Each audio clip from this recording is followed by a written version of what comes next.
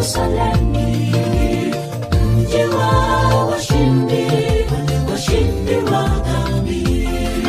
Ni nani anajivunia maisha haya ya upweke? Huku vita, kule vita, magonjwa yasiyo na tiba. Ninatuleteni habari njema, habari ya Yerusalemu.